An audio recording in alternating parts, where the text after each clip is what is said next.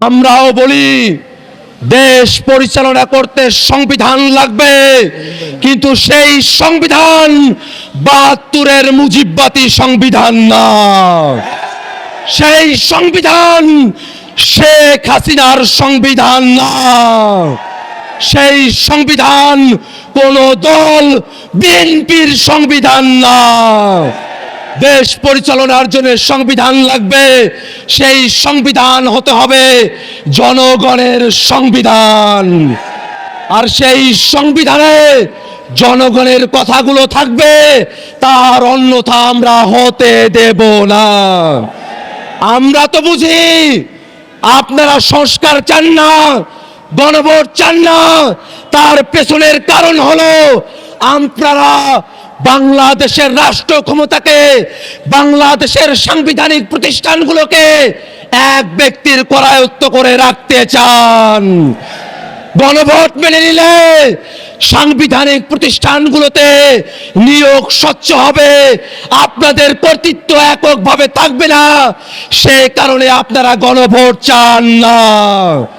গণভোট মেনে নিলে তত্ত্বাবধায়ক সরকারের অন্তর্ভুক্তিমূলক সম্মিলিতভাবে একটা কাঠামো আসবে, আপনারা সেটা চান না।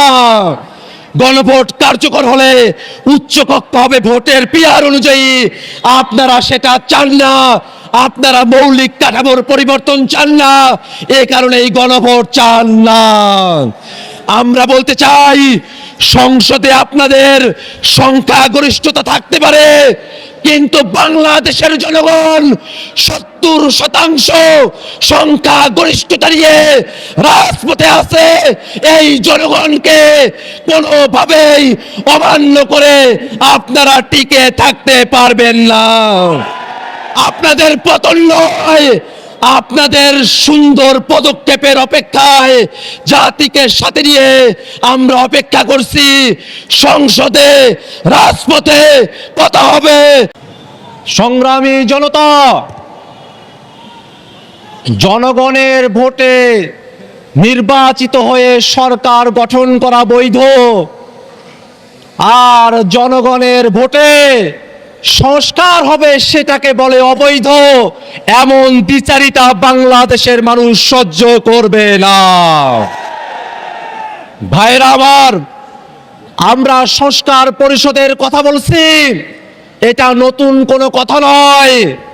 ঐক্যমত্য কমিশনে ৩০টির উপরে রাজনৈতিক দল একমত হয়ে সকলে এক কথা বলে সংবিধানের টেকসই পরিবর্তনের জন্য, সংস্কার সাধনের জন্য, সংস্কারকে টেকসই করার জন্য সংশোধনী নয়, সংবিধান সংস্কার পরিষদের বিষয়ে সকল রাজনৈতিক দল আমরা একমত হয়েছিলাম।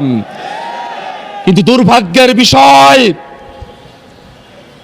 ভোটের আগে পর্যন্ত তারা ফরমালি গণভোটের বিপক্ষে বলে নাই, কিন্তু ভোটের পরে টুঠাট মেজরিটি পাওয়ার কারণে তারা জনগণের রায়কে বৃদ্ধাঙ্গুলি দেখানোর সাহস করছে।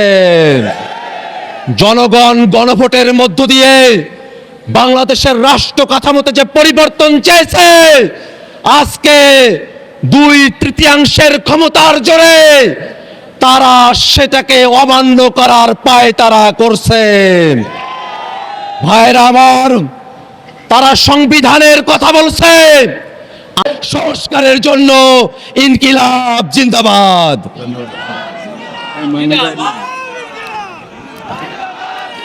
সংগ্রামী উপস্থিতি, এ পর্যায়ে বক্তব্য নিয়ে আসছেন বাংলার গণ মানুষের, বঞ্চিত মানুষের অধিকার আদায়ের সংগ্রামী আপসহীন নেতা, মজলুম আলেমে দ্বীন, বাংলাদেশ খেলাফত মজলিসের সংগ্রামী আমিরে মজলিস আল্লামা মামুনুল